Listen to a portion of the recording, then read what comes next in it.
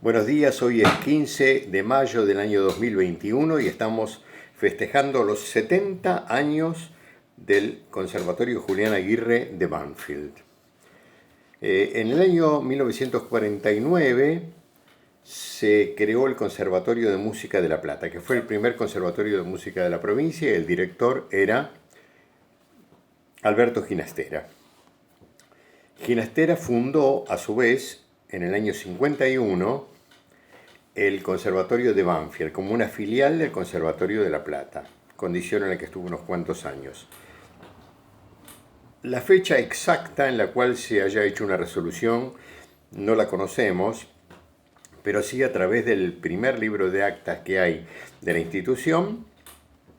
tenemos 3 o 4 actas. La primera de ellas es del día 15 de mayo del año 1951, que es precisamente cuando se toman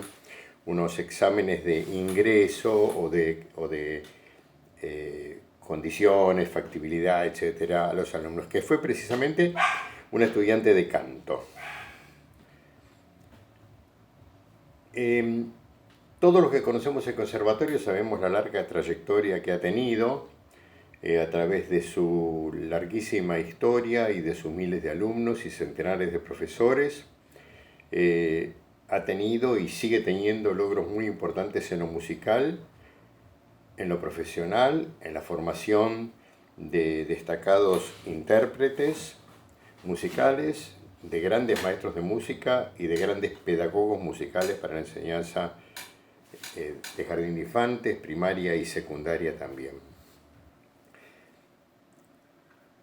El prestigio del conservatorio se lo ha bien ganado, está muy bien ganado a través de los años.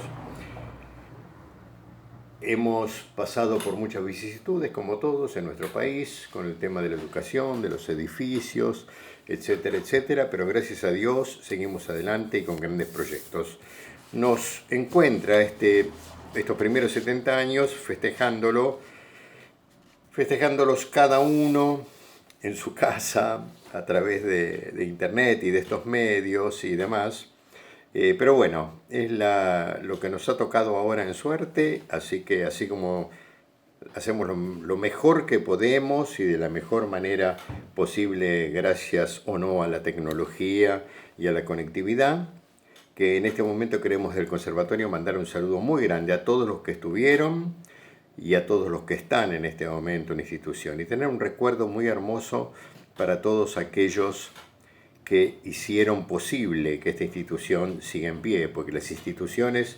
no son los edificios, ni son los ministerios, ni son los gobiernos de turno, sino son las personas que forman parte de ellos, que son los que crean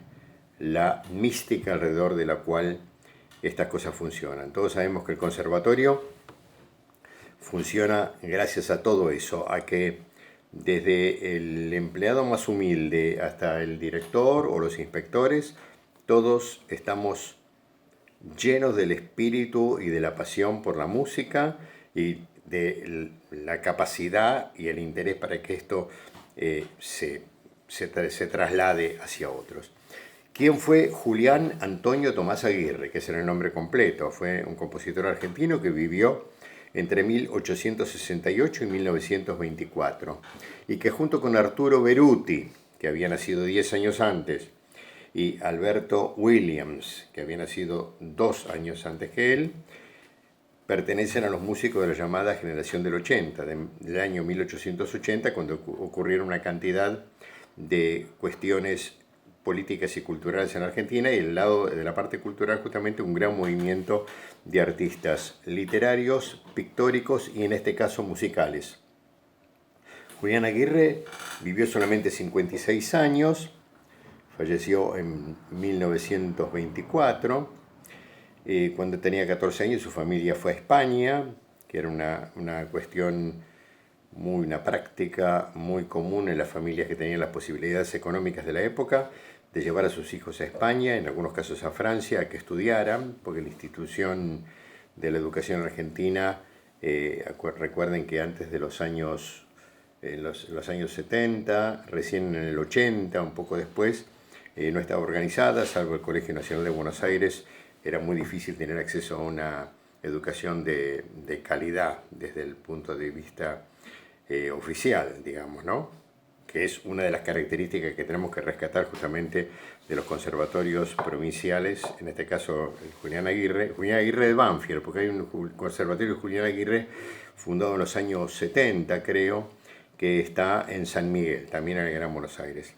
Muy bien, ahí fue alumno de Emilio Arrieta en armonía y composición, de Carlos Beck en piano, y permaneció hasta los 22 años en que volvió a Buenos Aires. Su familia volvió aquí, lo trajo con ellos y entonces digamos que estuvo rondando un poco por diferentes ciudades del interior de del país y de la provincia de Buenos Aires, y al final se ubicó nuevamente Buenos Aires, se radicó definitivamente en Buenos Aires, en la capital federal.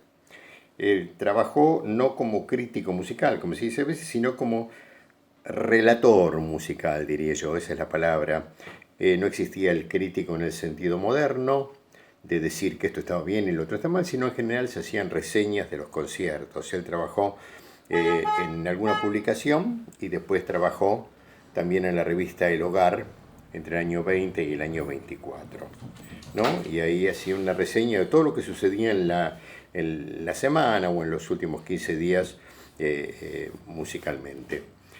Con respecto a las obras, porque no me quiero extender demasiado sobre esto, en esta época que estamos habituados a buscar en YouTube todo lo que hay a través de Internet, nos encontramos con que hay muy poca música grabada. Esa es una lástima para la difusión de su obra. Digamos que si sacamos los cantantes acompañados por piano o los pianistas, es muy poco el repertorio. Tiene una gran cantidad de música para piano. Eso sí, como todos sabrán, los Aires Nacionales, que son 4 volúmenes, la Mazurca Española, la Rapsodia Argentina para violín y piano, después la Suite Sinfónica de mi país, el Poema Sinfónico Atardecer en la Tablada, y para canto y piano el famoso El Nido Ausente, que quien de todos los que hemos cantado alguna vez o los que han acompañado nos han hecho una música maravillosa sobre un texto de Leopoldo Lugones, porque justamente esa generación tuvo un grupo muy importante de poetas precisamente, y gracias a Dios la comunicación y la coetaneidad entre los músicos, compositores y los poetas de la época permitió que hubiera mucha música, ¿no? Como el caso de Esnaola y Echeverría, etcétera, etcétera. En la semana musical él también escribió sobre ópera, concierto, folclore, opereta, zarzuela, autores argentinos, etcétera. O sea, era un músico muy completo, y que una característica que tuvo el nacionalismo musical fue justamente partir de elementos de la música folclórica, tanto rítmicos como melódicos, y entonces dentro de la forma, digamos, no me gusta usar la palabra pequeña, pero las pequeñas formas del lead, la canción, etcétera, se fue organizando la música de esta época. Todos los pianistas conocen básicamente la música de Julián Aguirre, y sería bueno que se tocara mucho más. A diferencia de otros autores, no incursionó en el género de la ópera, más bien se dedicó a la música de cámara, siempre, ¿no? Todos conocemos La Huella y Gato, que es originalmente para piano, y que Ernest Ansermet, que fue un gran director francés o suizo, bueno, francés, digamos, en ese caso,